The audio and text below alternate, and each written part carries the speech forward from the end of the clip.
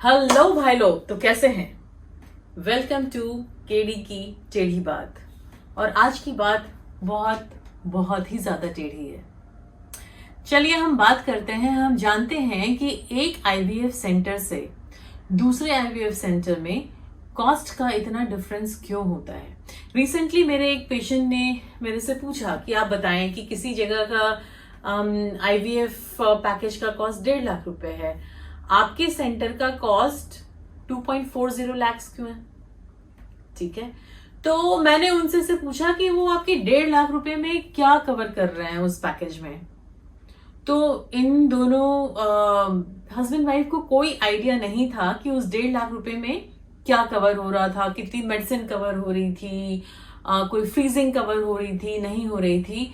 While एक चीज को समझ लीजिए कि आईवीएफ एक बिजनेस है और यहाँ पे कोई भी धर्म दान करने के लिए कोई आईवीएफ सेंटर नहीं बैठा हुआ। एक तो ये चीज।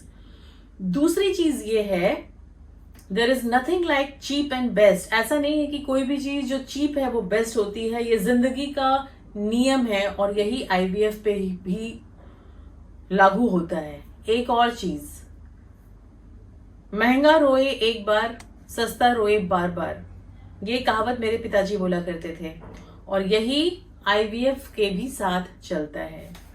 तो आज हम बात करेंगे कुछ ऐसे फैक्टर्स की कि क्यों आईवीएफ कहीं पे सस्ता होता है और कहीं पे महंगा होता है, या हम क्या स्टेप्स ले सकते हैं कि हम आईवीएफ को सस्ता कर सकें। और कोई ना कोई तो तरीका होगा जिससे उसको हम सस्ता कर सकते हैं, बट उसका इफेक्ट क्वालिटी पे क्या होता है ये भी आपको समझना पड़ेगा। और जब आज हम बात कर रहे हैं इसकी, तो हो सकता है कि मैं आईवीएफ जगत के कुछ ऐसे काले सच को बोल दूं जो शायद अभी तक हश हश करके होता तो था पर उसको कोई मेंशन करने की जरूरत नहीं करता था, पर आज हम करेंगे।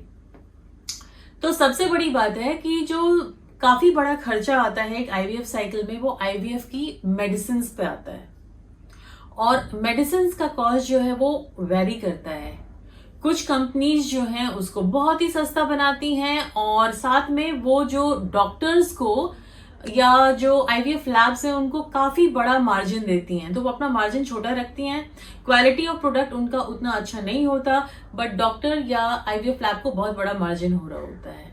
ठीक है, तो डॉक्टर्स प्रेफर करते हैं, क्यों नहीं, या डॉक्टर्स हैं या फिर आईवीएफ लैब वो प्रेफर करते हैं उन सस्ते मेडिसिन को प्रोक्योर करना और पेशेंट को वो देना rather than the best quality one.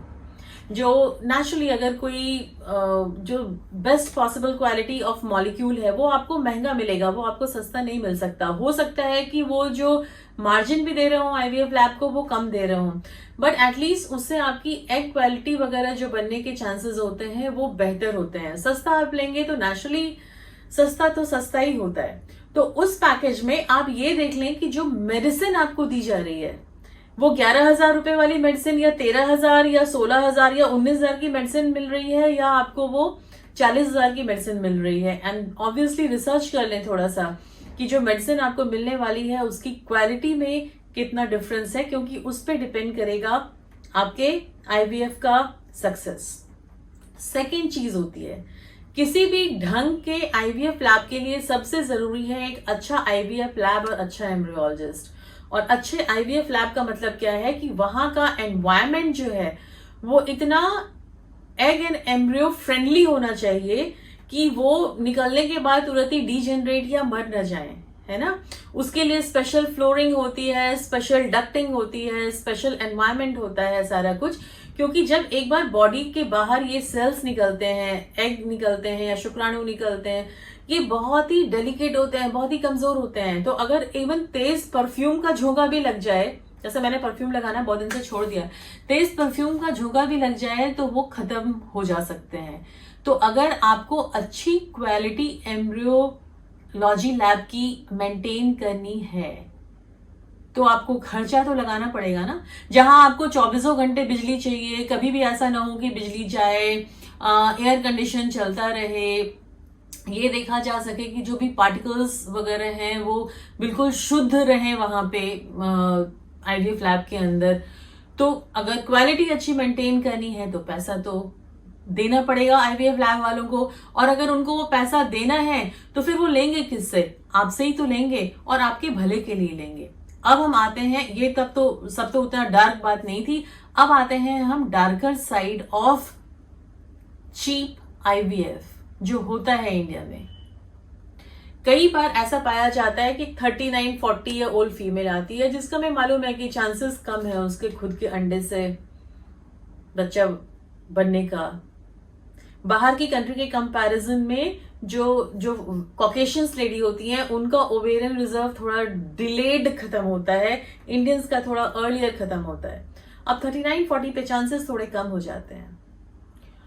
तो इसमें लैब वाले आप पे कोई वैसे ही 20-25 हजार रुपए के मेडिसिन खर्च कर सकते हैं, या हो सकता है कि उतने भी नहीं खर्च हो रहे हो, और उसके बदले में जब आपका एम्ब्रियो ट्रांसफर हो रहा है तो आपको फायदा दिया जा सकता है एम्ब्रियो डोनेशन का, और जिसके बारे में शायद आपको पता भी ना हो।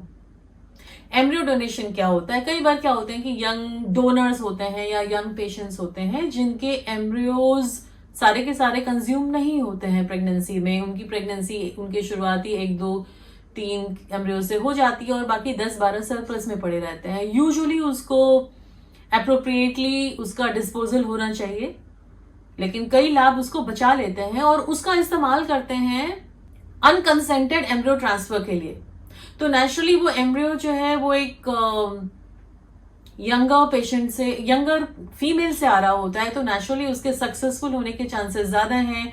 आप पे कोई बहुत ज्यादा खर्चा भी नहीं आया क्योंकि आप पे वो सारा प्रोसीजर करना नहीं पड़ा, एम्ब्रियो ऑलरेडी रेडी थे, बस आपके यूट्रस में डाल दिया गया, और आपको ये भी नहीं मालूम कि वो आपका एम्ब्रियो है या नहीं है।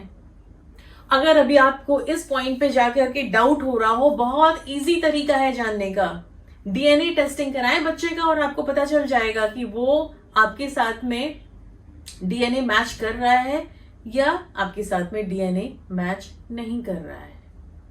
माना थोड़ा सा डार्क हो गया, लेकिन अब सच बताने की बारी आ चुकी थी। अब हम आते हैं चौथी चीज पे।